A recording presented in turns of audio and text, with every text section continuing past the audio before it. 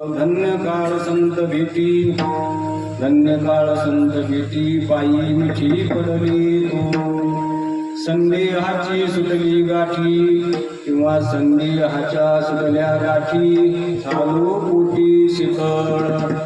भवनदीचा झाला कारा, भवनदीचा झाला कारा, या उत्तरा प्रसादी. संदेहाची सुटली गाठी, झालो पोटी शीतळ. तुका म्हणे मंगळ आता, तुका म्हणे मंगळ आता, कोण जाता याहुनी. संदेहाची सुटली गाठी, झालो पोटी शीतळ. पांडुरंगा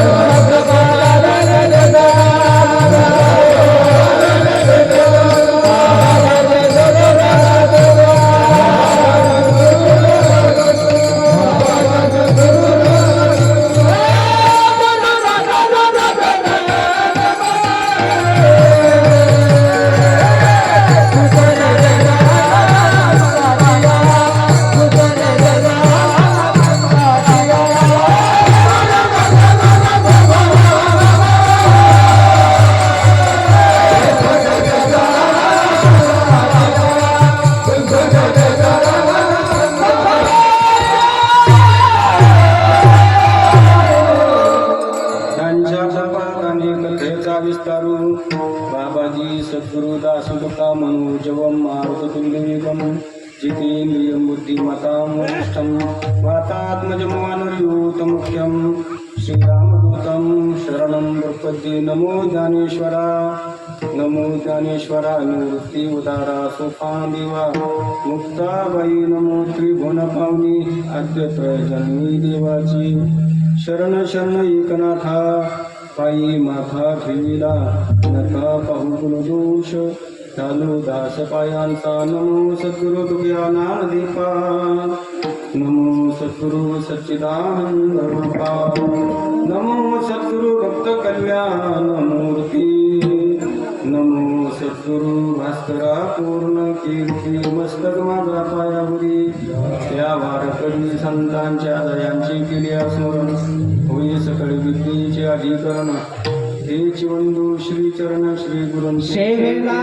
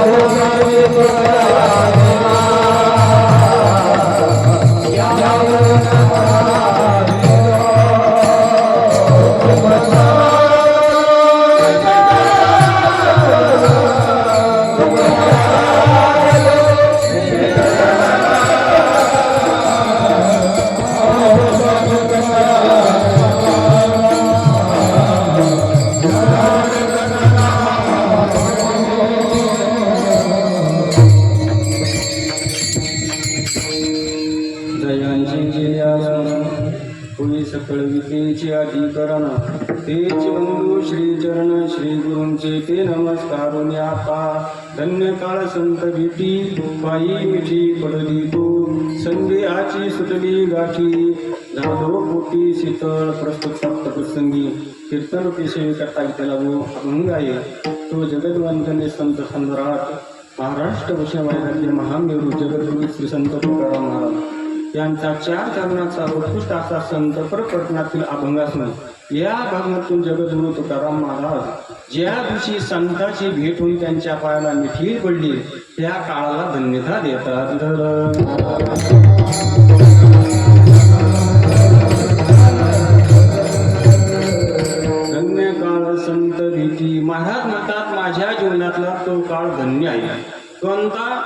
ज्या दिवशी संताची भेट होऊन त्यांच्या पायाला मिठी पडली तो काळ माझ्या जीवनातला धन्य आहे.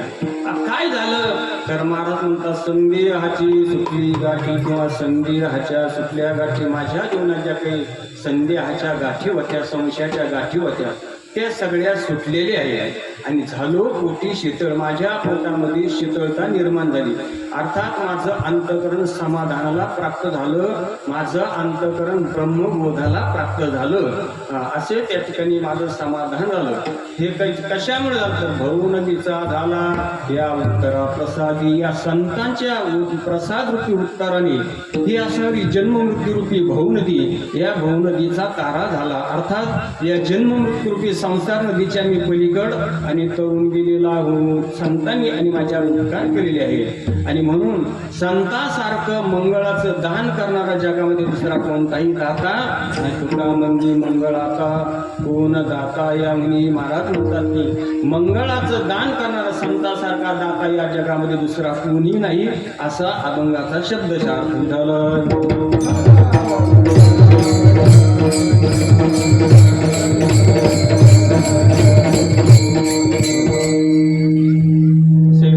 करण्यापूर्वी काही पर्याय द्यायचा तो म्हणजे असा, तुम्ही खाली बसलं जर बरं राहील.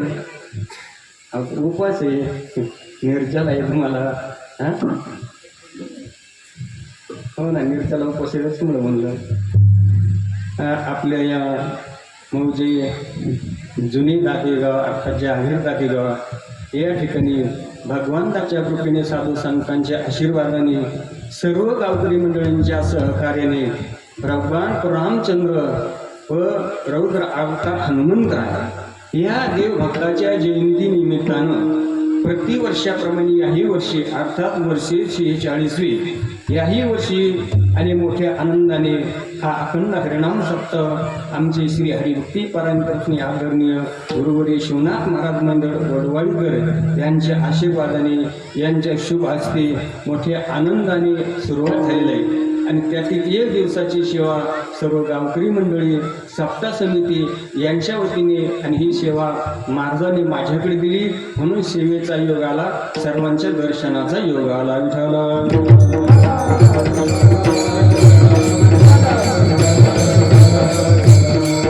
सुंदर प्रकारचे श्री संत मिळोबाराय यांचं गाथेचं पारायण आहे. महाराज आणि आदरणीय शिवनाथ महाराज नेतृत्व करतात. पुन्हा गणेश महाराज पुढे छत्रपती महाराज भोसले, गणेश महाराज मोरे हे सुंदर प्रकारचं या ठिकाणी पारायण नेतृत्व करतात. आणि रामकथा आहे, रामकथा प्रवक्ते श्री हरिभक्ती पारायण आदरणीय राम महाराज भोतेकर दादेगाव आहे आणि सुंदर प्रकारची आणि रामकथा सांगतात. असा सर्व आणि गुरुजन मंडळीच्या उपस्थितीमध्ये हा कार्यक्रम याही वर्षी मोठ्या आनंदाने सुरुवात झालेला आहे. आणि कार्यक्रम करतात आदरणीय शिवनाथ महाराज तेही उपस्थित आहे. त्याच्यानंतर आमचे आदरणीय गोविंद महाराज आहे. त्याच्यानंतर नाटकर महाराज आहे. आमचे आदरणीय गणेश महाराज आहे. गिरी महाराज ना गिरी महाराज आहे. आदरणीय आमचे माने महाराज आहे. आदरणीय आमचे मोरे महाराज आहे.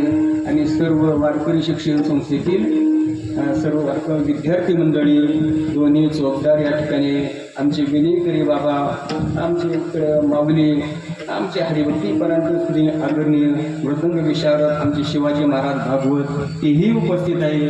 इकडे आमचे हरिभक्ती पारायण श्री दत्ता महाराज तेही उपस्थित आहे. सुंदर प्रकारची जमधडी साऊंड सिस्टीम, सुंदर प्रकारचे चॅनलवाले तेही उपस्थित आहे. आमचे छत्रपती महाराज आहे, आमचे गोपाल कृष्ण महाराज आहे. तुम्ही सर्व देव श्रोते माता भगिनी आमच्याबरोबर आलेले काकडी कंडारी चांगदेव महाराज काकडी यांच्या गावचे कर्तूर वाचणारे आमचे प्रल्हाद डोंगर, आमचे मधुवांना तेही उपस्थित आहे. सर्वांच्या उपस्थितीमध्ये ही सेवा आपण आपल्या संकल्प वेळेमध्ये भगवान हनुमंतरायाच्या चरणी अर्पण करण्याचा प्रयत्न करू.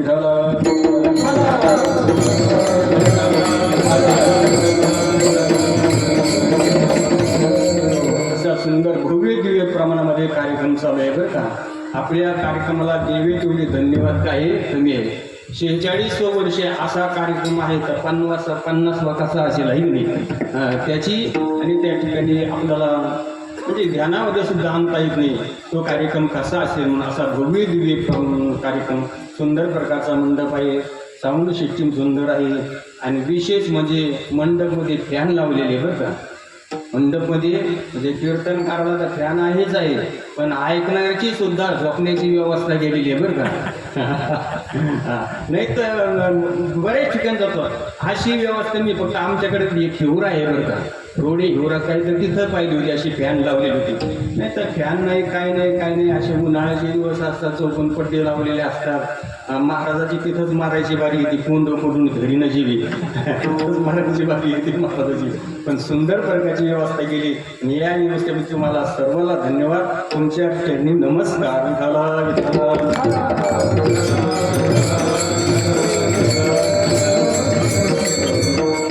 गुणवान सुंदर आहे. त्याच्यानंतर आणि जे आपल्या कीर्तनकार आहे आपल्या सातामध्ये ते सुद्धा मी सोडून सगळे कसे आहे वेदवान आहे. मी मात्र वेदवान नाही, पण काही सांगतो असं सुद्धा नाही बरं का. ते थोडा मोठेच ऐकलं ते सांगण्याचा प्रयत्न करतो. मग असं सुंदर नियोजन आहे. आणि मी इथं जवळजवळ 20-22 वर्षाच्या पूर्वी आलो होतो बरं का. आमच्या हरिभक्ती परायण पूजने वैकुंठवासी कारभारी महाराज नजन त्यांच्या शुभ हस्ते हा कार्यक्रम होता. आता कोणी सुरुवात केली हे मला काही माहिती नाही म्हणा, आपल्याला काही सांगता येणार नाही कोणी सुरुवात केली.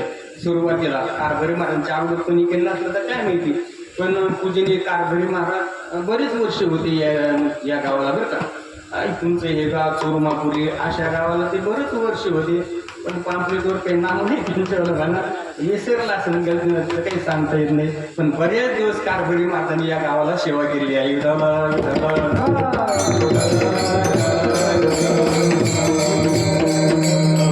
समाजाचा असा आहे महाराज. परमपूज्य एकूण शांताराम गुरुजी परमपूज्य आमचे भुलेबाला म्हणले होते.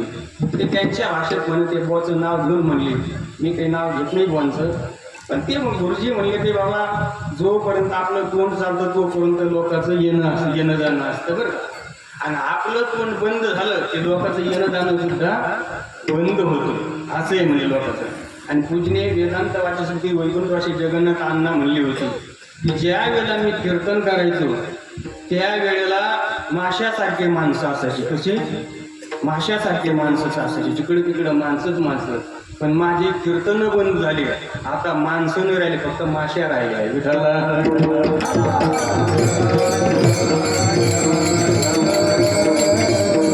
समाज ताबडतोब विसरून जातो बरं का. आपण काही समाज आहे मात्र ते मात्र काय करतात, आठवण धरतात बरं का. केलेली सेवेची ते आठवण ठेवतात बरं का. पण असा सुंदर प्रकारचा कार्यक्रम आपल्या देवभक्ताच्या जयंतीनिमित्तानं हनुमंतरायाची जयंती तो कार्यक्रम. आणि हनुमंतरायाला आनंद आहेच आहे, पण त्याच्याही पेक्षा विशेष आनंद रामचंद्राची जयंती आपण साजरी करतात याच्यामध्ये हनुमंतरायाला खूप आनंद आहे बरं का. दुग्ध शर्कराने आहे. आणि संतांनी या महिन्याला फार महत्त्व दिलं. उत्तम हा चैत्र मास ऋतू वसंताचा दिवस. कारण उत्तम का म्हणलं तर तुकाराम महाराज म्हणतात चैत्र मास पर्वकाळ महादेव दर्शनी. भगवान शंकराच्या उपासने करता चैत्र महिना अतिश्रेष्ठ आहे बरं का. हो, म्हणून या महिन्याला संतांनी चैत्र महिन्याला आणि मोठं श्रेष्ठ असं म्हणलेले आहे. एरवी भगवान मार्गशीर्ष महिन्याला म्हणतात तुम्ही आम्ही श्रावण महिन्यामध्ये तो सोडून द्यावा. म्हणून आपला हा जो कार्यक्रम आहे तो भगवान रामचंद्र आणि भगवान हनुमंतराय यांच्या जयंतीनिमित्ताने आपला कार्यक्रम काय आहे चालू आहे.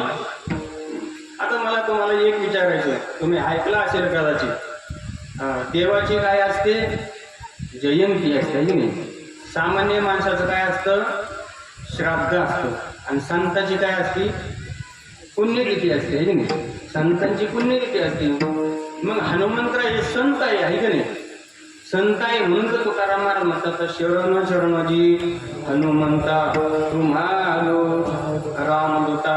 तुम्हाला शरण आलं किंवा दास्यत्व निकट हनुमंते पैकेले म्हणून देखील रामचरण. मग हनुमंतराय संत आहे की नाही. हनुमंतराय काय आहे संत आहे. मग संताची पुण्यतिथी असायला पाहिजे का जयंती असायला पाहिजे. सावता मागास तो खबर आहे तर माऊली ती संजीवन समाधी आहे त्यांची संजीवन समाधी. त्याच्यामुळं मुक्ताबाईचा मुक्त दिन आहे, आपल्या नाथ महाराजांचा संजीवन समाधी सोहळा आहे. पण इतर जे संत जे आहे, सावता महाराज, चोखोबरा, गुरुबाबा, नरहरिमाल यांची पुण्यतिथी आहे. मग संतांची पुण्यतिथी असते. हनुमंतराय हे संत आहे, मग त्यांची पुण्यतिथी पाहिजे का जयंती पाहिजे? जयंती चिरंजीव यामध्ये काय पाहिजे? पुण्यतिथी पाहिजे. मग त्यांची जयंती का? पुण्यतिथी नाही, जयंती का? तर त्याचं उत्तर असं आहे, हनुमंतराय हे संतच आहे. संतांची पुण्यतिथी असते, पण पुण्यतिथी कधी असते? ज्या वेळेला संत आपला देह ठेवतात, मग त्यांची काय असते? पुण्यतिथी असते. हनुमंतराय संत आहे, पण त्यांनी आपला देह ठेवलेला नाही, तर ते 7 चिरंजीवापैकी एक चिरंजीव आहे. आणि म्हणून चिरंजीव असल्यामुळे हनुमंतराय संत जरी असले तर त्यांची पुण्यतिथी नाही, त्यांची जयंती आहे.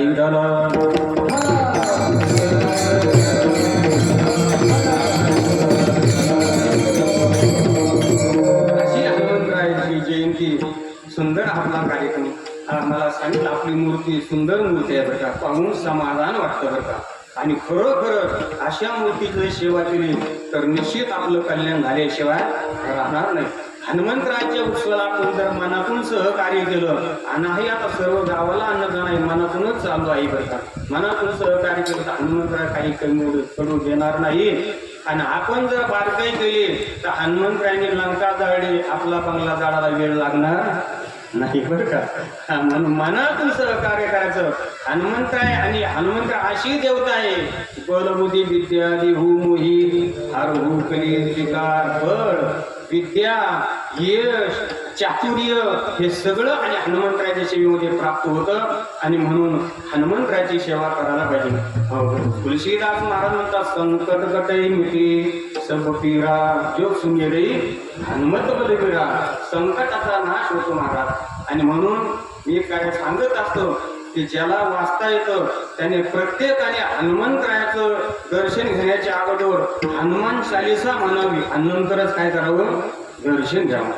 ज्याला आणि हनुमानच्या वाचता येत नाही त्याने श्रीराम जयराम जय जयराम असं एक माळ जप करावा आणि नंतरच दर्शन घ्यावा. असं तुम्ही वर्षभर केलं ना, पहा तुम्हाला इथं किती अनुभव येतात.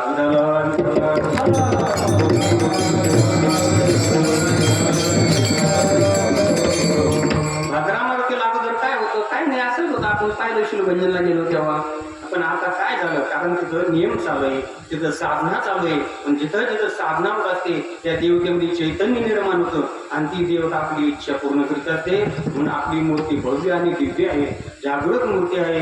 आणि आता महाराजांनी मला सांगितलं की तो शेंदूर काढण्याकरता मूर्ती सुंदर बनवण्याकरता त्या कारागिराने 1 लाख रुपये घेतले महाराज. 1 लाखात दुसरी मूर्ती आली असती, पण दुसरी मूर्ती आणून उपयोग नाही. कारण तिच्या अनेक प्रकारची भक्ती झालेली आहे, तिच्यामध्ये देवत्व आलेलं आहे. आणि म्हणून तीच मूर्ती असणं महत्वाचं आहे.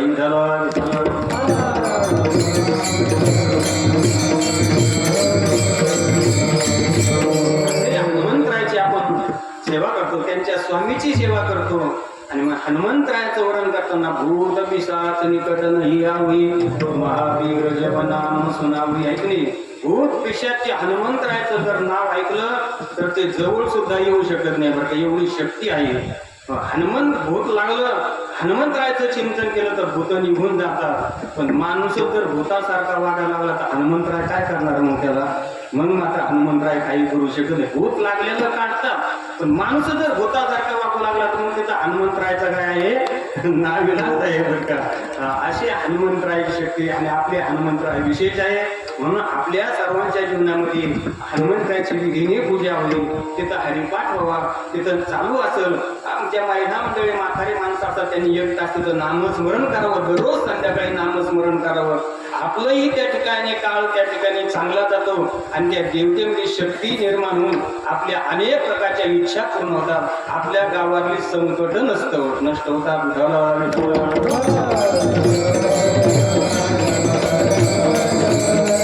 कारण जे भगवंताकडे 6 गुण आहेत, ऐका यश श्री औदार्य ज्ञान वैराग्य ऐश्वर्य, याच्यापैकी पहिला गुण यशे थोरविला मारुती. यश नावाचं गुण भगवंताने मारुतीरायाला दिलंय. म्हणून मारुतीराय जिथं जिथं गेले त्यांना कधीच अपयश आले नाही बरं का, यशच आलंय. आणि आपण जर मारुतीरायाची सेवा केली तर आपल्याला सुद्धा यशच येणार आहे बरं का, अपयश मात्र येणार नाही.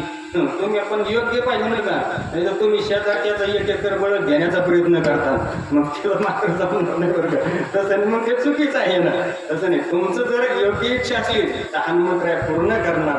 म्हणून अशी हनुमंतरायाची जयंती आणि जगद्गुरु तुकोबारायांचा आपण सेवेकरता घेतलेला आहे. महाराज म्हणतात धन्य काळ संत भेट हल्ली महाराजाला, आणि म्हणून महाराज त्या काळाला धन्यता देतात. ज्या दिवशी आणि संतांची भेट झाली त्या आणि काळाला महाराज धन्यता देतात. तो काळ एवढा विशेष आहे का, किंवा ज्या संतांची भेट झाली ती जीवनामध्ये अति आवश्यक आहे का, आणि म्हणून महाराज धन्यता देतात. तर बरोबर आहे बरं का. जी गोष्ट जीवनामध्ये अति आवश्यक आहे आणि जी गोष्ट अति दुर्लभ आहे ती प्राप्त झाल्यानंतर आणि माणूस संत महात्मे काय करतात, धन्यता देतात. संत भेट जीवनामध्ये अति आवश्यक आहे आणि संत भेट अति दुर्लभ आहे. नुसती दुर्लभ नाही तर अति दुर्लभ. दुर्लभामध्ये 2 प्रकार आहेत, एक सामान्य दुर्लभ आणि एक विशेष दुर्लभ.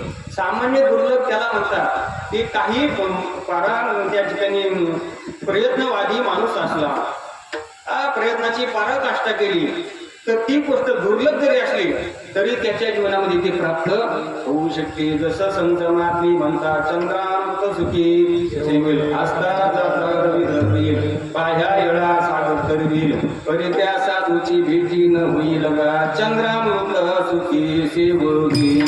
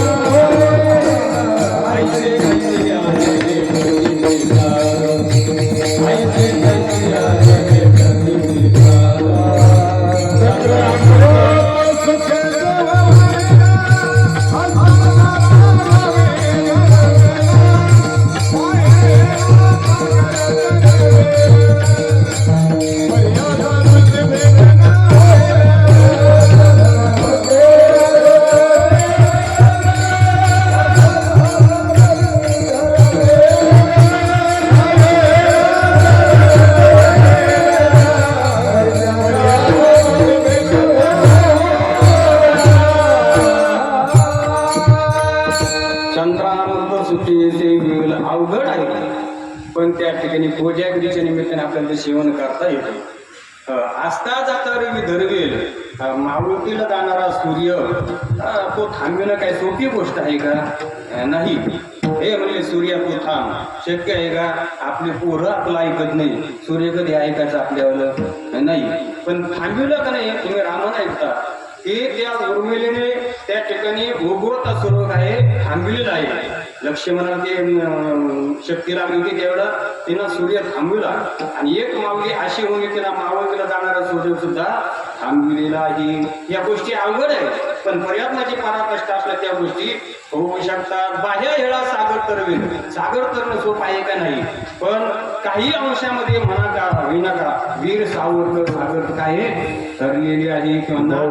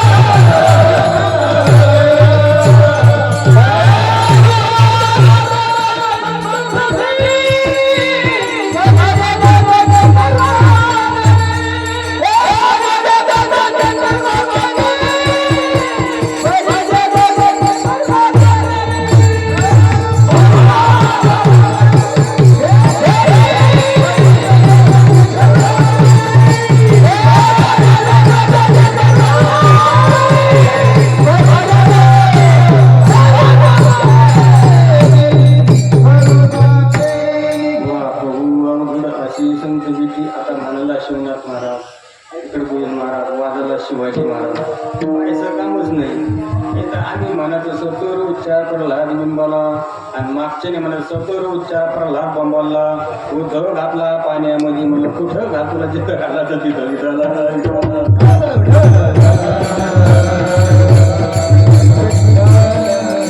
एक अवनी बळी रे. म्हणून त्या ठिकाणी समुद्र करणं अवघड आहे. बाह्या येळा सागर तरवील असता दाता रवी धरेल, पण त्या साधूची भेटी न होईल का? होत नाही का? होते ना. तर तो विषय मी सांगत नाही आता. बरं, साधूची भेटी होती.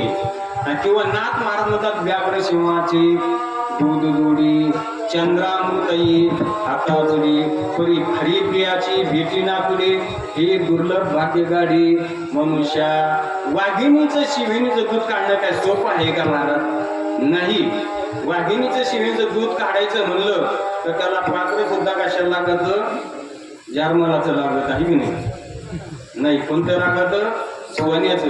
मग पात्र जर सोन्याचं लागत तर काढणारा स्टीलचा जमल का? मग नाही ना. तो सुद्धा त्याच पद्धतीचा लागत नाही की नाही? मग वाघिणीचं शिणी दूध काढणं अवघड आहे. ते काय शेळी आहे का? धरली टंगडी लागली पिळायला, तिचं दूध काढता येत नाही. काही गेला दोघांनी टंगड्या धरली तर त्याचा तांब्या सांडतच त्याच्यावर. ते वाघिणीचं दूध कधी काढणार आहे? एवढे काही सोपी गोष्ट नाही. पण आमचे हिंदवी स्वराज्याचे संस्थापक छत्रपती शिवाजी महाराज यांनी वाघिणी दूध काढलं का नाही? काढलं. सोपं आहे का? नाही. पण त्याची पुरुषार्थवादी माणूस आहे, पराकाष्ठा केली तर ती गोष्ट शक्य होऊ शकते. पण ह्या गोष्टी सामान्य दुर्लभ आहेत. पण विशेष दुर्लभ म्हणजे संतांची भेट विशेष दुर्लभ आहे. संतांची भेट ही प्रयत्न अधीन नाही. आपण किती प्रयत्न केले म्हणजे संत आपल्याला मिळतील? नाही. तर संत भेटी प्रयत्न अधीन नाही. आपण नेहमी ऐकतो तीन गोष्टी दुर्लभ आहे. दुर्लभम त्रैवैत नाही. मनुष्यत्व मनुष्यम महापुरुषाचा मिश्र. मानव देह मिळणं अति दुर्लभ आहे. नर देह दुर्लभ दाना किंवा सकळ देहा माझी पाहू अति दुर्लभ मानव देव. नाथ मानणार दुर्लभ मनुष्य देव. देह मिळत नाही असं नाही, बाकीचे देह मिळतात, पण नर देह मिळणं मात्र कठीण आहे. बहुता सुकृती नरदेह लागला. नरदेह मिळणं कठीण आहे, बाकीचे मिळतात महाराज. नरदेह मिळणं दुर्लभ आहे. तो आपल्याला मिळालेला आहे. तीन दुर्लभापैकी एक दुर्लभ गोष्ट आपल्याला प्राप्त आहे. नरदेह आपल्या त्याच्यातलं पण आहे का? नरदेह आपल्याला मिळाला, आपण कशामुळे मिळाला याचा आपण विचार करतो का? नाही. नरदेह कार्य आहे. नरदेह कार्य मागलं तर त्याचं कारण असायलाच पाहिजे. कारण आपलं शास्त्र असं सांगतं की कारणाशिवाय कार्य घडू शकत नाही. वेदांत शास्त्राचा काय सिद्धांत आहे. कार्य म्हणलं की कारण असतं, आणि कारण म्हणलं की कार्य आहे. कार्य म्हणलं की कोणत्या कारणाचं, आणि कारण म्हणलं की कोणत्या कार्याचं. तसं जर नरदेह आपण कार्य मारलं तर त्याचं कारण काय आहे? काय कारण आहे? कशाने नरदेह आपल्याला प्राप्त झाला? पापाने झाला का नरदेह प्राप्त? नाही.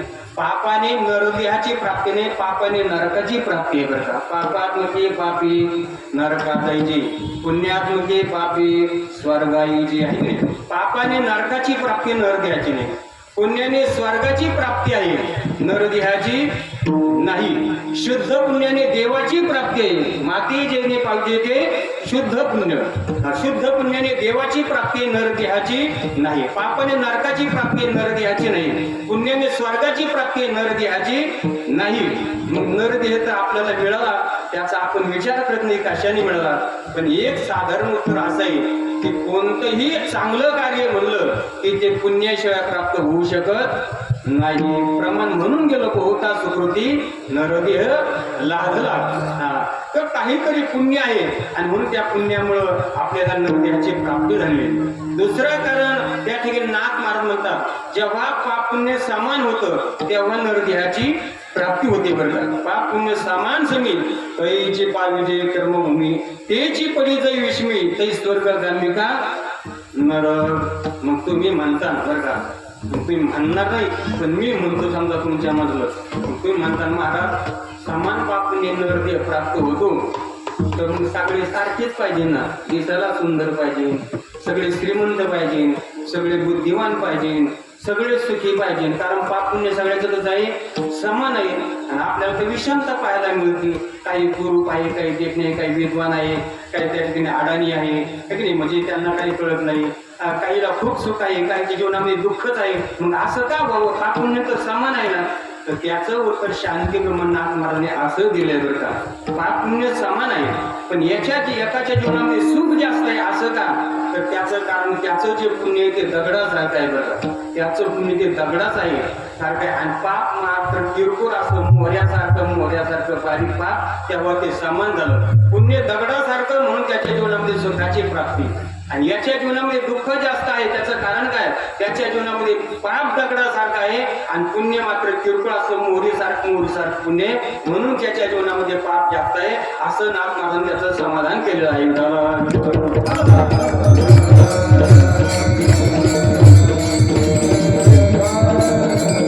समान पाप पुण्य नरक हे प्राप्त होतो. आणि तिसरं उत्तर तुकाराम महाराज असं देतात, पाळूला कागदाही न्याय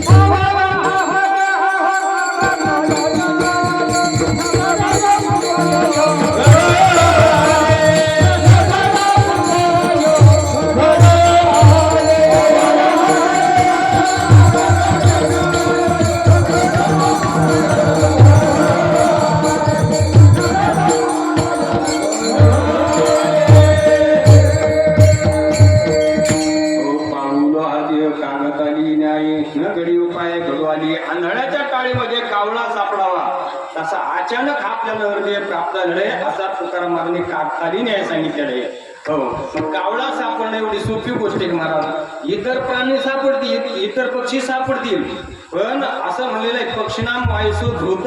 पक्षामध्ये कावळा कसा आहे? धूर्त आहे. म्हणून 2 डोळ्याचे पक्षी सापडतील पण एका डोळ्याचा कावळा सापडणं सोपी गोष्ट नाही. तुम्ही धरून पहा, उद्यापासून सापडते का पहा, नाही सापडणार. अहो, मी विनोदन सांगत असतो, कावळा तर जाऊ द्या, कावळा तर सापडत नाही पण कावळ्यासाठी माणसं सुद्धा लवकर सापडत नाही बरं का. कावळ्यासारखे माणसं सुद्धा लवकर सापडत नाही. लोक माणसं मग तुम्ही कशाला त्याच्या नादी लागले, ते कावळ्याच्या पलीकडचं ते कधी तुमच्या नाद्यात यायचा. पण असे कावळ्यासारखे जरी असले ना तरी आमचे मार लोक त्यांना सापडीच बरं का.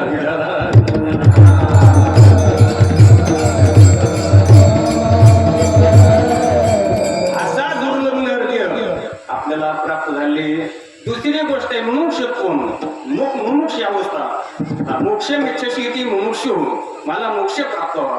मोक्ष म्हणजे का आपण निर्णय ऐकतो, अत्यंत दुःखाची निवृत्ती आणि परमानंदाची प्राप्ती. या ब्रह्मवासीची पार्था सायुज्याची व्यवस्था, याची नाव चावता पुरुषार्थ का. मी ब्रह्मस्वरूप आहे असं करणं याला काय म्हणतात? मोक्ष असं म्हणतात. किंवा वासना प्रक्षय मोक्ष, हा वासनेचा आणि सर्वनाश होण्याला काय मोक्ष असं म्हणतात. तर मग अशा मोक्षाची जो इच्छा करतो त्याला मोक्ष असं म्हणतात. संतांच्या भाषेमध्ये काय मी उद्धार करीन, काही कृपा करीन नारायण कुसावेशयेची वाके.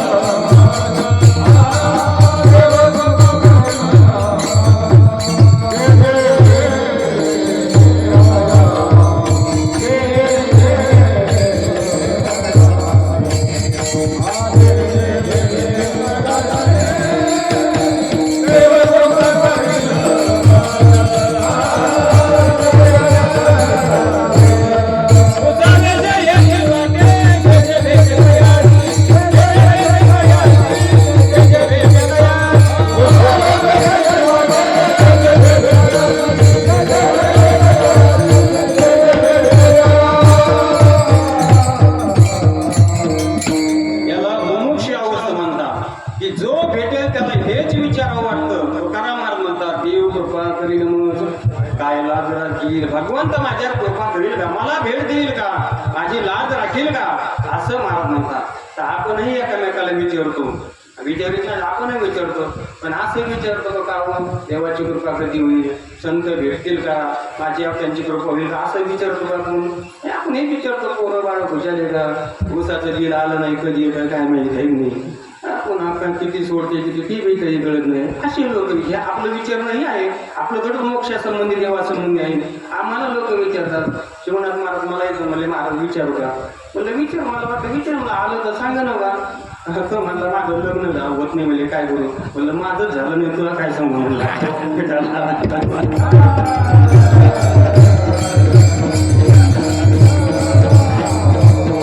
माझं मेळ बसलं नाही तुला काय सांगू म्हणलं असे लोक विचारतात पण तो काय महाराज म्हणत नाही मीराबाई म्हणतात कोई कयो रे मन भावन की सांगा प्रभू कधी येतील शबरी माता म्हणते माझे राम कधी येतील ऐक नाही आज मेरे रामजी का पावन होगा शबरी पे बुली होगा पावन होगा सारखी वाट पाहिजे माता ऐक नाही वाट पाही निटळी ठेवून आहात पंढरीची वाटी दृष्टी लागली येता देखील माझा माई बाप झुरोनी पांजरा पाहे आता ये पंढरी नाथा भेटा वया याला मुमुक्षी अवस्था म्हणतात संसार बंध निर्मुक्ती कथम्य सा कदा विभो इतिहास सुदृढा बुद्धीर वक्तव्य असा मुमुक्षता हे विभो व्यापक परमात्मा माझ्या हे जन्म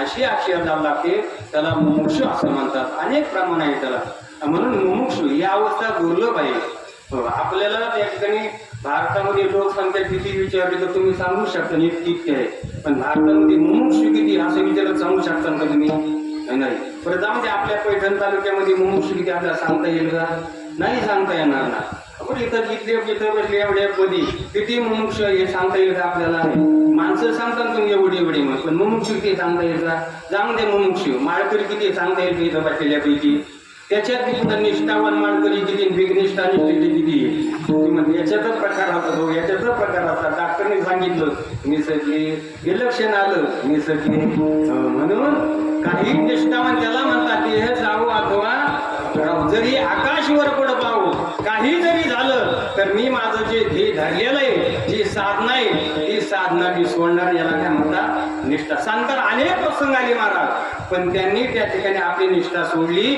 नाही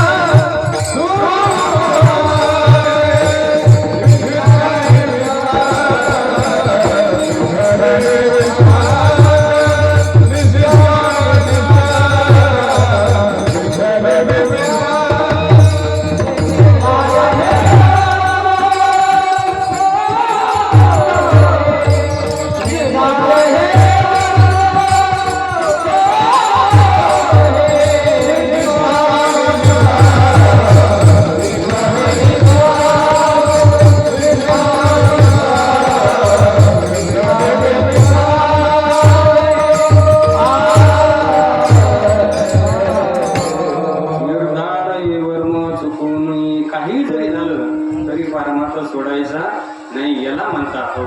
मी सांगत असतो की वारं नाही, खिडक्या दरवाजा बंद आहे तेवढा दिवा चालू ठेवणं काही विशेष नाही बरं का. पण खिडक्या दरवाजा उघडा आहे, वारा सुटलेला आहे आणि त्यावेळेला दिवा चालू ठेवणं कठीण आहे बरं का. तसं अनुकूल परिस्थितीमध्ये पारमार्थ कोणी करील, पण प्रतिकूल परिस्थितीमध्ये पारमार्थ टिकून ठेवणं हे काय महत्वाचं आहे. संताचं जीवन तसं आहे. नाही तर काळू म्हणले एकादशी धरता का, म्हणले फराळाला काय आहे, म्हणले काय नाही तसमे, म्हणले त्या ठिकाणी बटाट्याची आणि भाजी केलेली आहे, शाबदाना आहे, आपल्याला खिचडी आहे आणि सगळे फळवळ आहे. म्हणले रात्रीचा बदाम टाकून गावरान तुपातला शिरा आहे तर बोला. म्हणजे जेवायला काय, म्हणजे जेवायला बाजरीची भाकर आहे, म्हणजे भाकर नाही भाकर आहे, म्हणजे इकडून जाळालेला आणि इकडून करा आपल्याला, म्हणजे हिरव्या मिरच्याचा ठेसा आहे. म्हणजे खाता का तुम्ही बाबा एकाच्याला खायचा भाकरा ठेसा, देव जर खाल्ला तर उठा पांडू रंगा म्हणायची गरजच नाही. म्हणजे कशाला खायचा म्हणले हा, त्याच्यापेक्षा मी एकादशी धरतो ना म्हणले, म्हणजे वा वा चांगली धरली एकादशी. दुसऱ्या दिवस पुन्हा म्हणले का एकादशी धरता का जेवण करता, म्हणले जेवायला काय, म्हणले पंचपाक्वान नाही. आणि म्हणले एकादशीला काय, म्हणले एकादशीला काय नाही आता निर्जल आहे, म्हणले धरता का नाही. मग म्हणजे आपला काही तसा नियम नाही, म्हणले आपलं जसं असं तसं. मग याला काय निष्ठा म्हणतात का. आता आमचे शिवनाथ महाराज निर्जल आहे खरंच बरं का. पंढरपूरच्या वाटाने सुद्धा चालतात, भोजन करतात, पण तरी काय निर्जल आहे. आम्ही 3 टाइम फराळतो तरी संध्याकाळी झोप घेत नाही बरं का. असं वाटतं पाठच जेवण करावं, अशी परिस्थिती आहे. याची काय, याचं कारण काय आहे, त्यांची तेवढी निष्ठा आहे, भगवंताची कृपा आहे.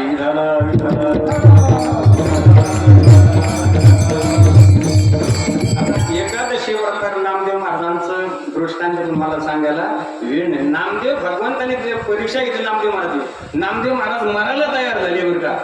परंतु त्यांनी ती आपली निष्ठा सोडली नाही. एकादशी अन्नपान जे नर करीदी भोजन श्वानविष्टे समान आधम जनती. किंवा एकादशीच्या दिवशी जे पाप आहे ते सगळं पाप अन्नाचा आश्रय करून राहतात, आणि जे लोक अन्न खातात ते अन्न नाही खात तर ते पापच भक्षण करतात.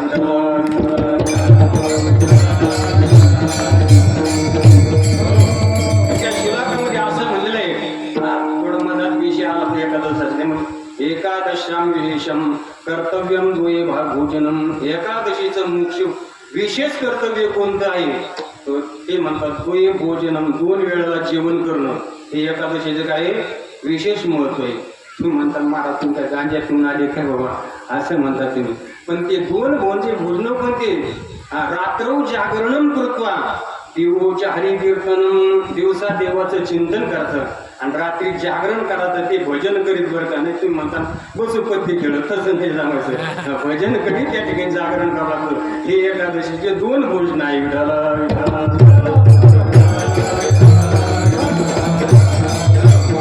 मोक्ष अवस्था ही दुर्लभ आहे.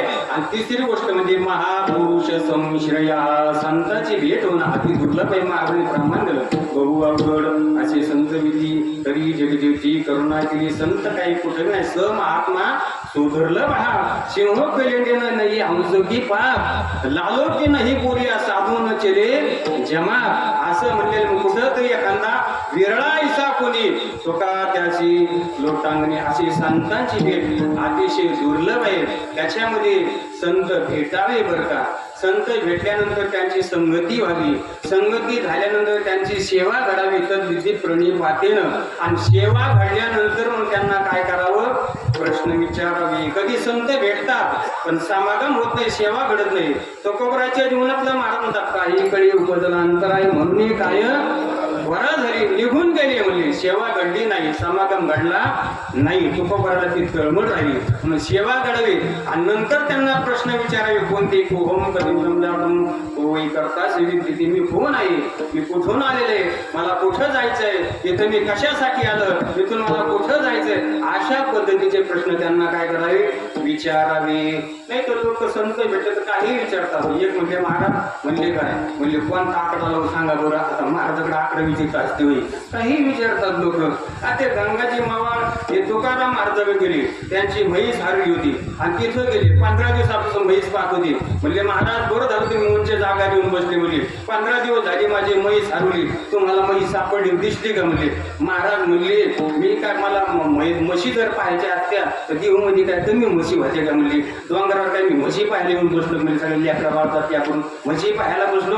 अरे वेड्या म्हणले हा जो जन्म आहे म्हशी पाहण्यासाठी नाही, देव पाहावया गरीब साया देव पाहण्यासाठी प्रयत्न कर. म्हणजे हा तुमचं वाटोळ केलं आम्हाला आमचं वाटोळ करून टाका, त्याचं पुण्य काळ उद्या होता. महाराज म्हणते म्हैस काय करतो? तुझ्या गोठ्यामध्ये म्हैस बांधलेली. म्हणजे खरंच? म्हणले हो. घरी गेला आणि मग बायकोला मला म्हैस आली का? ते म्हणजे कुठे आली म्हैस? म्हणले कोण म्हणलं तू? म्हणले तुकाराम महाराज म्हणजे गोठ्यामध्ये म्हैस बांधलेली. म्हणजे मला इथं दिसताना तुकाराम मला भांडा टोकरून दिसली काय? म्हणजे महाराज येडे झाले, तुम्ही त्यांच्याबरोबर येडे झाले. म्हणजे कशाची म्हैस? पण त्याचा महाराज विश्वास होता. तुकाराम महाराज खोटं बोलणार नाही. हा कीर्तनकार खोटं बोलतील पण तुकाराम महाराज खोटं बोलणार नाही बरं का. कीर्तनकाराचं वेगळं आहे. पण माहीत होतं तो गोठ्यामध्ये गेला, परत म्हैस बांधलेली होती. मात्र तो म्हैस होती. आणि मग मात्र त्याला पश्चाताप झाला. गेला श्री संतांच्या माता चरणामध्ये, श्री संतांची या माता चरणामध्ये साष्टांग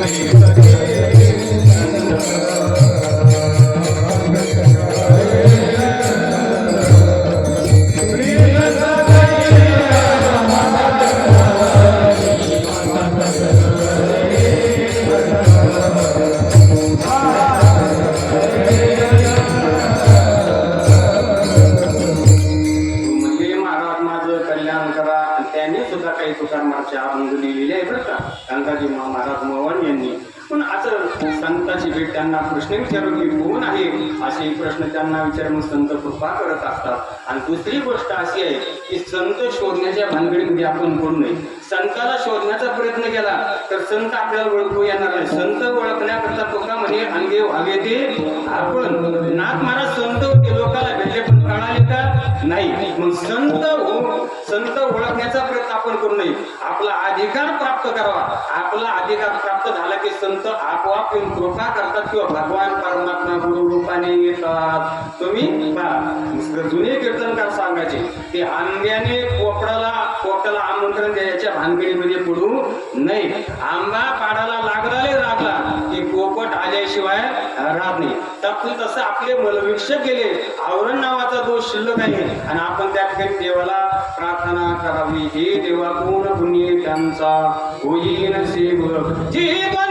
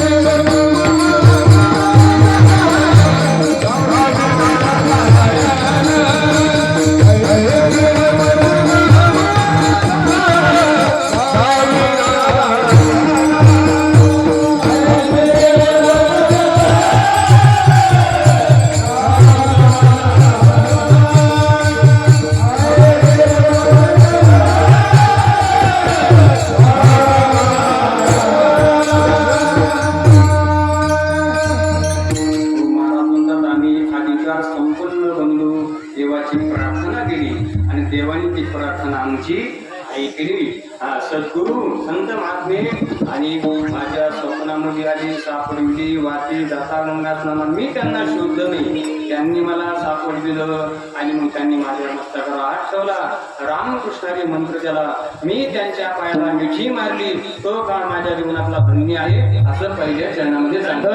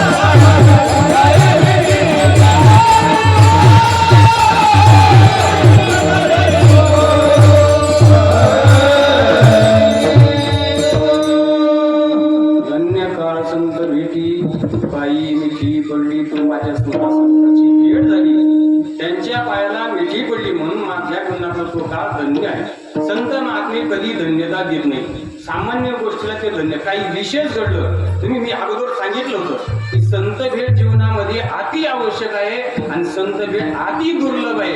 अशी अति आवश्यक अति दुर्लभ संत भेट माझ्या जीवनामध्ये झाली आणि म्हणून धन्य काळ संत भेटी. ज्या दिवशी देवाचं दर्शन होईल त्या दिवशी धन्यता. ज्या दिवशी मुखाला नामस्मरण येईल त्या दिवशी धन्यता. ज्या दिवशी संताचं दर्शन होईल त्या दिवशी धन्य. धन्य आजी दिन झाले संताचे दर्शन. आपण म्हणतो धन्य आजी दिन झाले रुपयाचे दर्शन. आपण म्हणतो नाही की नाही. पण आपली धन्यता वेगळी आणि संतांची धन्यता वेगळी. त्या पंचदशी ग्रंथामध्ये असं म्हणलेले की धन्य माणूस कधी धन्योहम कर्तव्यमेन विद्यते किंचित. मी धन्य आहे, मी धन्य आहे. आता मला काही कर्तव्य शिल्लक राहिले नाही. काम नाही चालू पायी रिकामा. म्हणून मी धन्य आहे. आता मला काही करायची गरज राहिली. मी धन्य आहे. कारण जन्म मरणाला कारण असणारं जे अज्ञान ते माझं अज्ञान कुठं पडून गेलं हे मला माहीतच नाही. म्हणून मी कसं आहे धन्य आहे. म्हणजे इथं सुद्धा संताची भेट अति आवश्यक अति दुर्लभ संताची भेट आली. धन्य काळ संत भेटी पायी मिठी पडली. तो फक्त 2 मिनिटं मग तुम्हाला पुढच्या चरणात सगळं बोलायचं. या ठिकाणी आणि पूर्वार्धामध्ये भेटी आहे आणि उत्तरार्धामध्ये मिठी आहे. तुकारामाला आठवत नव्हतं म्हणून याला असं मात्र नाही बरं. भेटी आणि मिठी याच्यामध्ये काय फरक आहे. भेटीमध्ये त्या ठिकाणी मिठी आहे. काय आपलं भेटीमध्ये मिठी नाही पण मिठीमध्ये भेटी आहे बरं का. भेटीमध्ये मिठी नाही पण मिठीमध्ये भेटी. भेट झाली जे हरी. मिठी पडली का नाही पण डायरेक्ट मिठीच मारली. आता मिठीमध्ये मिठी आहे आणि भेटी सुद्धा आहे. मग भेटी आणि मिठी म्हणजे काय. भेटी म्हणजे योग आहे आणि मिठी म्हणजे क्षेम आहे. योग म्हणजे काय अप्राप्तस्य प्राप्ती. जी वस्तू आपल्याला प्राप्त नाही ती प्राप्त होण्याला योग असं म्हणतात. आणि क्षेम म्हणजे सांभाळ. प्राप्तस्य परिपालनम क्षेम. आता क्षेमामध्ये योग आहे बरं का पण योगामध्ये क्षेम मात्र नाही. पण इथं तुकाराम म्हणतात यात मिठी आहे भेटी आणि मिठी आहे. म्हणजे मला संतांची भेटही झाली आणि मिठी म्हणजे त्यांनी माझ्यावर कृपा केली. संत भेटले पण कृपा केली नाही, काही उपयोग आहे का? काहीच उपयोग नाही. पण माझ्या जीवनामध्ये त्यांची भेटही झाली आणि त्यांनी माझ्या कृपा सुद्धा केलेली आहे. महाराज योग तसा अवघड आहे, पण कदाचित योग येईल, पण सांभाळ होणं मात्र कठीण आहे. महाराज कठीण योगा उनी क्षीण गोकलिया होय श्रम आहे की नाही. नवश राजाचं उदाहरण करतो त्या ठिकाणी प्रसिद्ध आहे. देवदानवाचे अमृत मंथना मधलं ते उदाहरण काय प्रसिद्ध आहे. काही जीव माणसा जीवनात पैसा मिळतो पण त्याचा सांभाळ होत नाही. लॉटरी लागली, पैसे आणायला गेला जुना का, चोरांनी पाळत ठेवली, मागामध्ये टाकलं, पैसे घेतले आणि खूप मारलं सुद्धा. गावामध्ये आला म्हणजे लॉटरी लागली म्हणतात. म्हणले हो 1 लाखाची. म्हणले हो. म्हणजे आता खिशामध्ये किती आहे? म्हणजे तंबाखूची पुडी घ्यायला सुद्धा नाही. म्हणजे चोरांनी गाठलं आणि पैसे काढून घेतले. योग आला होता पण सांभाळ झाला नाही. प्रत्यक्षात काही काही आणि आमचे मंडळी आळंदीमध्ये राहतात. महाराज योग आहे पण इकडं आल्यानंतर त्याचा सांभाळ होत नाही. इकडं आल्यानंतर गावातल्या मोकार मुलाच्या नादी लागतात, मग तिकडं सगळं सोडून देतात. आणि काही काही बहादर असे असतात 4-4 वर्ष राहून माडी सुद्धा काढून टाकतात. योग आला पण सांभाळ झाला का नाही. मग सांभाळ होण्याला फार महत्व आहे. माणसाच्या जीवनामध्ये पदाधिक प्राप्त होणं तसं कठीणच आहे बरं का. पद प्राप्त होणं कठीणच आहे. पण काही जीवनामध्ये पदाचा योग आला पण काहीतरी आरोप आले आणि त्यांचं ते पद काय सगळं समाप्त झालं. योग घेणं कठीण आहे पण त्याही पेक्षा सांभाळ होणं काय कठीण आहे. तशी संतांची भेट तर कठीण आहेच आहे पण त्याच्यापेक्षा संतांची कृपा होणं अति कठीण आहे. अशी त्याला अनेक उदाहरण आहेत. पण महाराज म्हणतात माझ्या जीवनामध्ये धन्य काळ संत भेटी पायी मिठी पडली. तो महाराज तुम्ही एवढं संत भेटीला महत्व देवता. त्यांची भेट झाली, मिठी पडली, पण तुमच्या जीवनामध्ये काय फळ प्राप्त झालं ते महाराज दुसऱ्या चरणामध्ये सांगतात.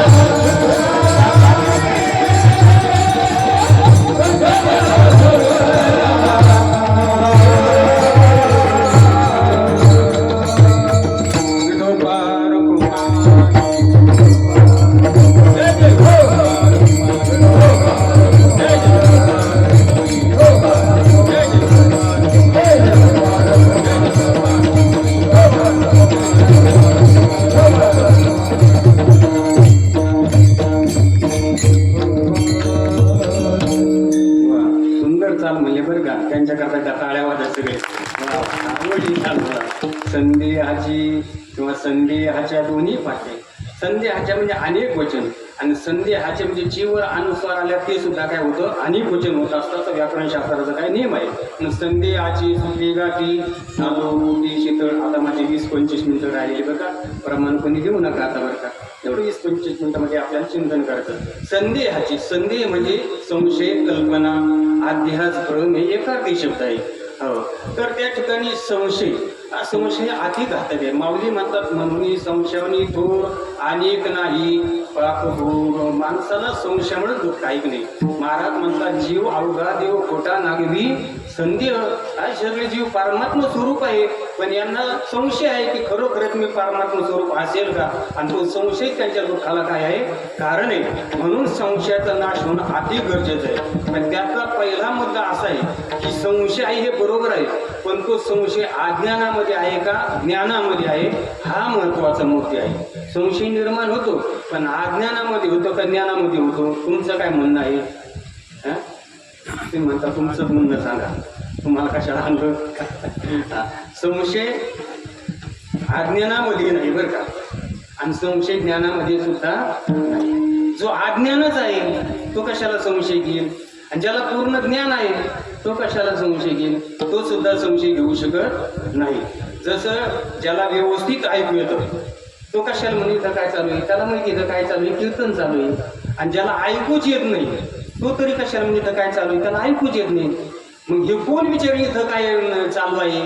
की ज्याला ऐकू येत नाही असं सुद्धा नाही, आणि ज्याला पूर्ण ऐकू येतं असं सुद्धा नाही. म्हणजे आपल्या भाषेमध्ये थोडं थोडं काय ऐकू येतं, म्हणजे लोक म्हणतात डिम लाईट, काय डिम लाईट म्हणतात ना, तसा प्रकार हा. काही ऐकू येतं पूर्ण ऐकू येत नाही. मग तो विचारू शकतो काय चाललं.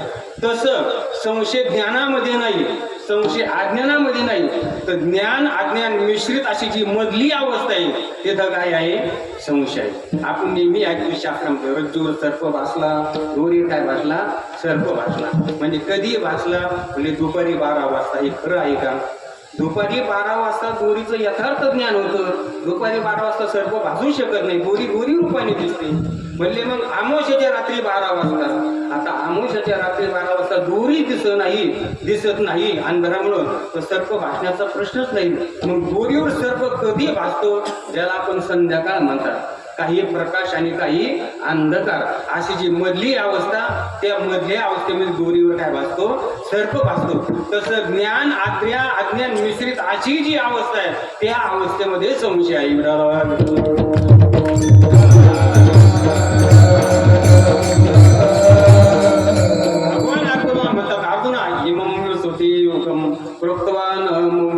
अर्जुना, मी हे जे ज्ञान आहे हे मी सूर्याला सांगितलं, सूर्याने मनुला सांगितलं, म्हणून वाकूला सांगितलं, आणि नंतर ही परंपरा बंद पडली. अर्जुनला संशय आला. हा म्हणतो मी सूर्याला ज्ञान सांगितलं, सूर्य कर्णाचा, आणि हे तर आताच म्हणले माझ्या वयामध्ये त्याच्यामध्ये थोडा फरक आहे म्हणले, आणि हे तर मला चाटा मारायला लागला म्हणले कृष्णा म्हणले काय तुम्हाला काय कीर्तनातला झोपणारा श्रोता समाज लागला काय? काही सांगून मी आपलं ऐकवा म्हणले, तसं काही झोपणार आहे का म्हणले मी? असं कुठं झालं म्हणले कसं काय? म्हणले तू आमच्या काळातला सूर्य आमच्या काळातला तू आताचा नाही कसं काय? तेव्हा भगवंतांनी त्याचं समाधान केलं. आपण पहुनी मी विकितानी जन्मानी कवच अर्जुन तान्यमिद सर्वांनी नत्वमित्त अर्जुना, तुझे आणि माझे भरपूर जन्म होऊन दिले, मी त्या सगळ्याला जाणतो, तू मात्र जाणत नाही. म्हणजे असं आहे की अर्जुनला ते पटलं नाही सांगितलेलं. भगवंतांनी नंतर समाधान केलं. जसं आपल्या गावामध्ये एखादा महात्मा यावा आणि त्याच्या जाटा वाढलेल्या नखं वाढलेली तुम्ही ऐकलेलं असेल, 4-5 म्हातारे जमा व्हावे, गप्पा चालाव्या, आणि नंतर त्या म्हातारीने म्हणावं, त्या महात्म्याने म्हणावं तुम्हाला माझं वय माहीत आहे का? किती वय असेल बरं माझ्याला? लोक म्हणजे काय सांगा, तुमच्या जातात जमीन झाडायला लागल्या, तुमच्या केसाच्या चुंबडी झाल्या होत्या, नाकाच्या चुंबडी झाल्या, काय सांगा म्हणले. नाही म्हणले सांगा तरी अंदाजाने. ते म्हणले काही सांगता येत नाही. म्हणले मी सांगा म्हणले. हो सांगा म्हणले मी रामाच्या लग्नामध्ये तूप वाढायला होतो म्हणले. लोक म्हणले असं बाबा काय सांगता येतं, त्यातच तेवढ्याला म्हणजे हुशार माणूस होता तो. मला येतं वय 60-65च्या पलीकडनी, आणि हा म्हणतो रामाच्या लग्नात तो पडायला आता 5,100 वर्ष पिढी घालून गेली. त्याच्या अगोदर 8,64,000 द्वापा देऊन, आणि त्याच्या अगोदर राम म्हणले, आणि हा म्हणतो हसायला लागला म्हणले. त्यांनी काय केलं, असे बाही मागा गेली, दोन त्याच्या खडा गेले अशा, आणि लोक म्हणले हो महात्माला मारतात, हो महात्माला मारतात. ते म्हणले आमचा प्रश्न तुम्ही शांत बसा म्हणले. महात्मा म्हणले का मारलं म्हणले तुमची चूक आहे म्हणून मारलं. म्हणले कसं काय म्हणले तुम्ही म्हणलं मी रामच लागणार तू पाडाला होतो म्हणले. हो म्हणले मी सुद्धा जेवायला होतो म्हणले तिथं. तुम्ही अनेक वेळा माझ्याजवळ आले, बाकी सगळ्याला तूप वाढलं, पण दोनदा माझ्याजवळ मला तूप वाढलं नाही म्हणले. तेव्हापासून तुम्हाला पाहत होतो म्हणले, अनुभव ते म्हणले जाऊ द्या म्हणले. मी बी तूप वाढायला नव्हतो आणि तुम्ही सुद्धा जेवायला नव्हतो. मी त्याला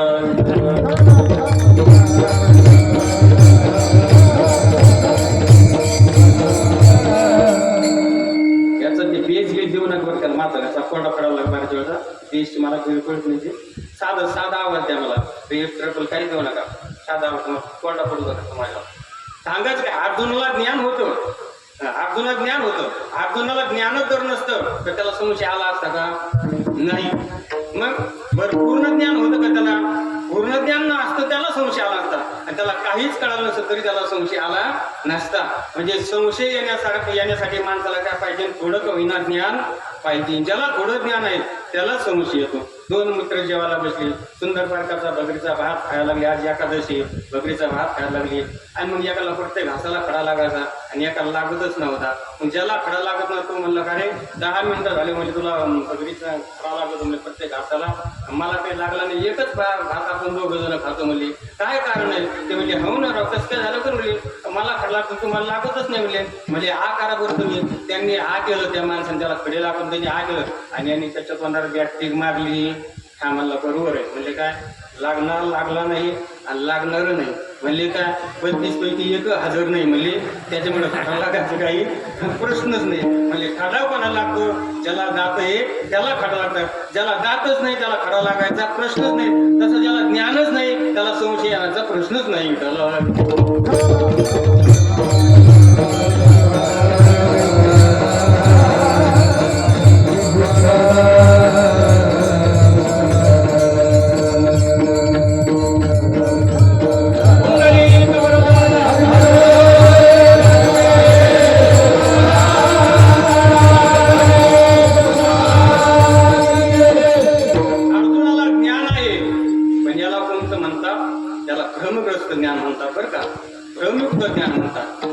संशयजन्य ज्ञान म्हणतात. भ्रमाचे 2 प्रकार आहेत, एक निश्चयात्मक भ्रम आणि एक संशयात्मक भ्रम. निश्चयात्मक भ्रम हा बद्धाच्या ठिकाणी असतो आणि संशयात्मक भ्रम हा मुमुक्षूच्या ठिकाणी असतो. बद्धाला तुम्ही किती सांगा देव आहे, धर्म आहे, पाप आहे, पुण्य आहे, त्याला तुम्ही किती सांगा त्याचा काही उपयोग होत नाही. आणि म्हणून नाक मारत कृतीय विश्वासी त्याची बोध घ्यायचा, त्याला बोध करूच नाही महाराज मला, कशाला सांगूच नाही म्हणले आहे की नाही. चतुर्थीचा चंद्र देव आहे, पण जे उपवास करतात त्यांच्या करता. चोराला तो शत्रू आहे, याचं देव आहे पण दात्या करताय. कंजूस माणसाला तो काय वाटतो? चोर वाटतो. पती हा देव आहे पण पतिव्रत्या करताय. 4 पुरुषीला पुरुष त्याला काय आणि त्या ठिकाणी शत्रू वाटत असतो.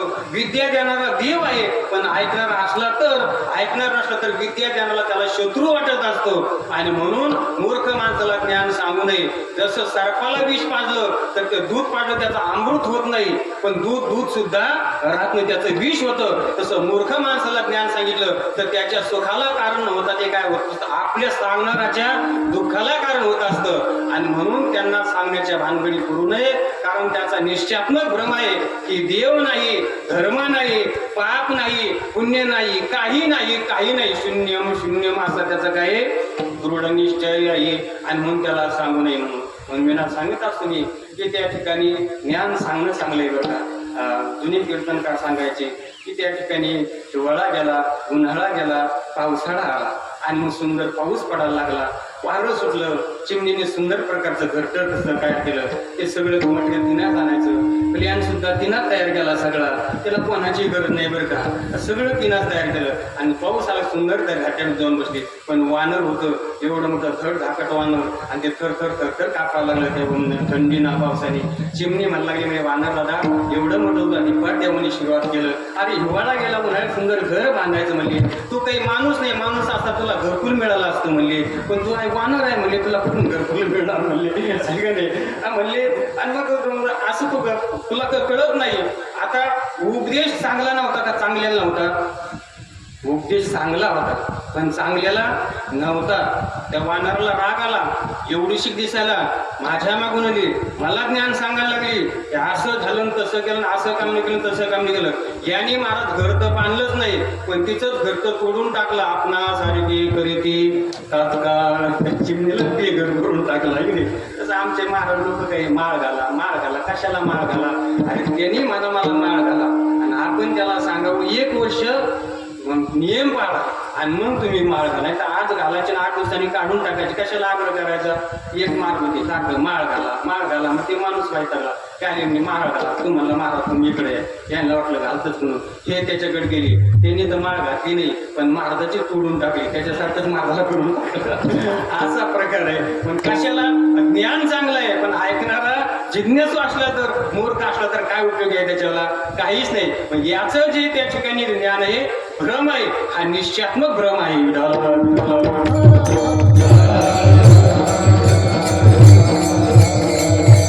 आणि संशयात्मक भ्रम हा मुमुक्षूच्या ठिकाणी असतो. तो म्हणतो हे जगत झालं हे कोणापासून झालं, प्रकृतीपासून झालं का पुरुषापासून झालं. कारण प्रकृती जड आहे आणि पुरुष हा तो काय अकर्ता आहे, तो काहीच करत नाही. म्हणजे झालं कुठून बरं. ते एकमेकाच्या आणि साह्याशिवाय गवताची काडी सुद्धा निर्माण करू शकत नाही असं माऊलींनी वर्णन आहे. ते एका विना न तिचे तोरणाचेही निर्माण असं माऊली म्हणतात. मग प्रकृती जगत करते का पुरुष जगत करतो. प्रकृती जगत करते म्हणले तर जगतही जड आहे, प्रकृती सुद्धा कशी आहे जड आहे. आणि जडाची उत्पत्ती करू शकत नाही. दगडाला लोटण्यासाठी कोणी चेतन असावं लागतो का दगडाला लोटेल असं घडलं का नाही, कोणीतरी चेतन असावं लागतो. तसं त्या ठिकाणी एकला परमात्मा सुद्धा काही करू शकत नाही. आपण त्या ठिकाणी म्हणतो की ते एक ढालगद निर्माण झाली तिना सगळे ते भगवान म्हणतात मया दक्षिण प्रकृती सु येते चराचर. भगवान परमात्मा अभिनवनिमित्त प्रार्थना कारण आहे या जगताला. म्हणून परमात्म्याच्या साह्याशिवाय आणि ते प्रकृती काही करू शकत नाही. दोघांच्या साह्याने हे सगळं निर्माण होतं बरं का. एकले आणि एकला परमात्मा काही करू शकत नाही आणि एकली माया प्रकृती ती सुद्धा काही करू शकत नाही. एक माणूस 25-26 वर्षाच्या एका बाबाकडे गेला, म्हणजे कोणीकडे म्हणजे बाबा मला मुलगाच होईना म्हणे. आता तो आगृष्टाचा प्रश्न आहे पण काही लोक असतात ते म्हणतात ना ते सावळा म्हणून खांदी म्हणून अशा काही गोष्टी घडत असतात. तो का म्हणे भोग सरे गुन्हा येतात ती अंगारे आणि जर 900 कन्या पुत्र होती तर त्या करणे लागेपती तुकाराम महाराज म्हणलेलं आहे. तर ते म्हणले महाराज मला काही लेकरोबाळ होईना, ते म्हणले नारळ घेऊन जाय. गेलं नारळ. दुसऱ्या वर्षी पुन्हा आला म्हणजे आणले का पेढे, ते म्हणजे पेढे नाही जिलेबी नाही म्हणजे काहीच नाही. म्हणजे कसं काय झालं माझं नारळ फेल जात नाही. म्हणजे दुसरं दिलं तरी त्याचं, तिसऱ्या वर्षी दिलं तरी तसं. ते म्हणले बाबा 3 नारळ जरी केलं आहे म्हणजे कसं काय झालं म्हणले. तो काय कर म्हणजे तुझ्या मंडळीला घेऊन 2 जण संघच या म्हणले. तुझ्या बायकोला घेऊन ये म्हणजे बायकोला घेऊन ये म्हणजे आताशी पाहायला सुरुवात झाली महाराज. तो काय म्हणतो आताशी पाहायला सुरुवात झाली म्हणजे लग्न काही झालेलं नाही. आणि मुली मग पोरग तुला होईन का मला होईन म्हणले. मग कोणाला होईन मुली पोरग. दृष्टांत संपला. पती पत्नी असल्याशिवाय लेकरू होऊ शकत नाही. तसं परमात्मा आणि प्रकृती यांचा जेव्हा संबंध होईल तेव्हा हे जगदरूपी पुत्राची निर्मिती होत असते.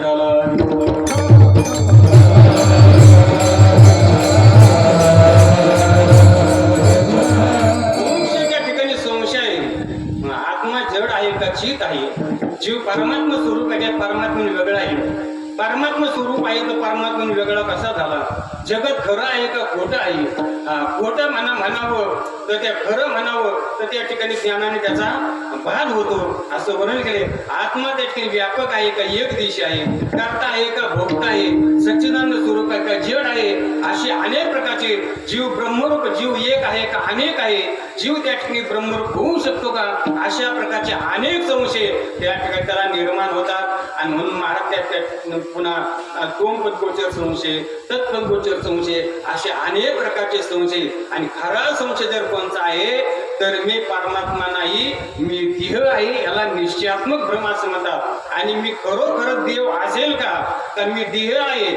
अशा साधू संत सांगतात तू देव आहे, मग हे कसं असू शकेल? अशा प्रकारचा जो संशय हा खरा संशय आहे. आणि त्या संशयामुळे आपल्याला दुःख भोगण्याची पाळी येते. जन्मवरण प्रमाण म्हणून गेलो की जीवा गा देव खोटा नागमी संदेह. संत महात्मा बाबा अमर आहा खरे की पहा खोटे सगळे तुम्ही परमात्मा स्वरूप आहात असं संत महात्मे सांगतात.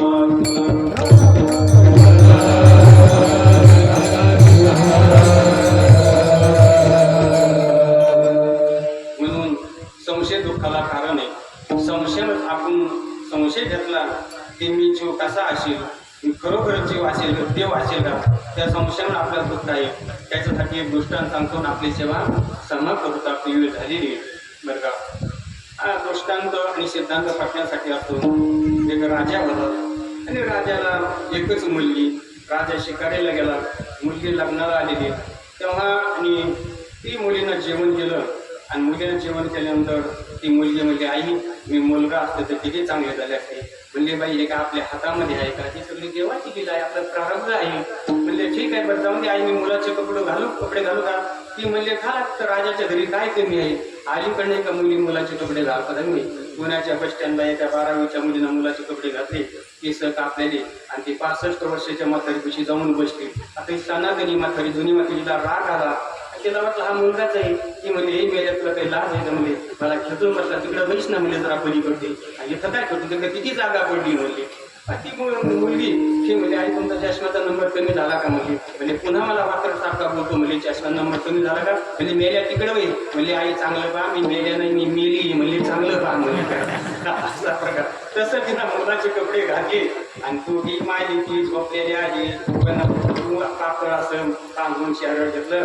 खालचा भाग सगळा उघडा. राजा 12 वाजता आला. राजाने पाहिलं अरे राम राम राम. राणी माझ्या पश्चात असं करते म्हणजे मी राणीला एक नंबरची पतिव्रता समजतो. राणीवर माझा एवढा विश्वास आणि राणी असं करते म्हणजे लगेच राजाने मेनातून तलवार काढली. पाच म्हणजे एकाच घावून यांचे दोघांचे मुंडके धाडाचे वेगळे करायचे असं त्यांनी काश्मीर राजाने विचार केला. पण त्यांनी साधूचे शब्द ऐकले होते की रागामध्ये शांत राहा. रागाचा आणि आपला समवाय संबंध नाही, नित्य संबंध नाही. राग येतो आणि जातो. माणसाला राग आला माणसाने दूध प्यावं, पाणी प्यावं. माणसं राग आल्यावर दूध पाणी पित नाही, औषध पिण्याशिवाय राहत नाही. राग आला तीर्थाला निघून जायचं. माणसाला तीर्थाला निघून जात नाही, फाशी घेतल्याशिवाय राहत नाही. असे राग आल्या लोक काय करतात, एका माणसाला राग आला म्हणजे इतकं बायकून आलं डोकंच फोडलं, दवाखान्यामध्ये दिलं. म्हणजे कशाने कुठून पडली ते म्हणजे पडली. डोकं कशाने पडलं म्हणजे मीच फोडलं म्हणजे राग कशाने आला होता म्हणजे राग आला त्याच्यामुळं मारलं म्हणजे. आता एवढं मारत असते का डोकं फुटू तर म्हणजे मारू नये अशी या माताचा मी नाही बरं का. चुकल्या थोडंफार इतकं डोकं फुटू सर इतकं नसतं ना. मग ते म्हणजे एवढं कुठं मारित असेल म्हणजे रागच असा आला होता. म्हणजे आता मात्र असं करू नका, नाही तुम्हाला संन्यास घ्यावा लागेल म्हणजे आता इथून पुढे असं करू नका. म्हणजे राग तसा राजाला राग आला. राजा शांत राहिला आणि मग हे मूर्खा नालायका कोण आहे तो असा राजा बोलू लागला. तेव्हा ती पोरगी दचकून उठली. म्हणजे बाबा का हो असं, बाबा का हो असं. ते म्हणजे तू कोण आहे? म्हणजे बाबा मी तुमची मंगल. ती काय म्हणते हे तुमची मंगल. मग राजा म्हणतो मंगल अशी का बरं केली टिंगल, तो अशी टिंगल का केली? म्हणजे अगं म्हणले मी आता एका गावात तुमचे 2 तुकडे करायचो दोघीचे म्हणजे मारणार होतो. मला तुम्हाला हे सांगायचं की राजा तिथं त्यांचे मस्तक तोडायला तयार झाला. वस्तुस्थितीमुळे का संशयामुळं? संशयामुळे. राजाला संशयाला पुरुष होता. मग पुरुष होता का? होती मुलगी. पण संशय काय आला? पुरुष आहे. मग तिथं दुःखाला कारण काय होणार होता? संशय होणार होता. तसं तुमच्या आमच्या जीवनामध्ये आपल्याला किती वेळा जन्मायावे नित्य व्हावे भजित असं दुःख भोगण्याचं जर कारण काय असेल तर तो संशय आहे की मी त्या ठिकाणी खरोखर देव असेल का, मी कसा देव असू शकेल. अशा प्रकारचा संशय आपल्या दुःखाला कारण आहे.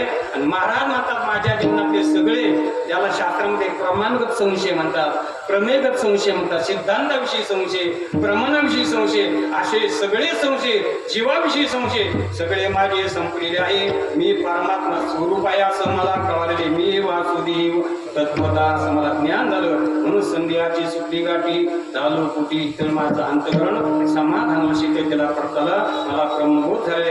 कशामुळे झालं तर भाऊ नदीचा झाला या उत्तरा प्रसादी.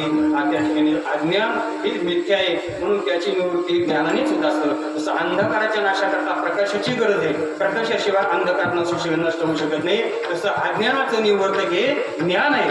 कर्माने कधी अज्ञानाची निवृत्ती होऊ शकत नाही. अज्ञानाचा नाश करण्याकरता काय पाहिजे? ज्ञान पाहिजे. जसा सर्प असला तर सर्पाला आपण काठीने मारू शकतो, पण दोरीवर असला सर्प काठीने मरेल का नाही? त्याची निवृत्ती ही ज्ञानानेच होणार आहे. की हा सर्प त्या ठिकाणी सर्प नाही तर दोरी याचा सर्पा भास झालेला आहे असं त्याचे ज्ञान व्हावं लागतं. म्हणून असं सुंदर प्रकारचं ज्ञानदान संत करतात. तुका म्हणे मंगळाचा कोण दाता या म्हणे अनेक दानाचे प्रकारे अर्थदान गोदान भूदान अनेक दान आहे. सगळ्यामध्ये श्रेष्ठ ते दान आहे तर कोणतं? ज्ञानदान तत् परम ज्ञानदान सगळ्यामध्ये श्रेष्ठ आहे. संतांनी कोणतं दान केलं? त्या ठिकाणी ज्ञानदेव वैष्णव मोठा विठ्ठल नामी मुक्त पेटा ज्ञानदान गडी श्रेष्ठ वैकुंठ वार्ता संतगिरी. ज्ञान हे पवित्र आहे. नाही ज्ञाने सदृश पवित्रमेव विद्यते. म्हणून अशा पवित्र मंगळाचं दान संत महात्मे करतात. माऊलींना ज्ञानेश्वरी असल्यानं नाथमदन भागवत रामायण तुकोबारांनी गाता ह्या संतांनी असं पवित्र असल्या ज्ञानाचं दान केलेलं आहे. आणि तुका म्हणे मंगळाचा कोण दाता या म्हणे संध्याची सुट्टी गाठी चालू कोटी शीत ज्ञानेश्वर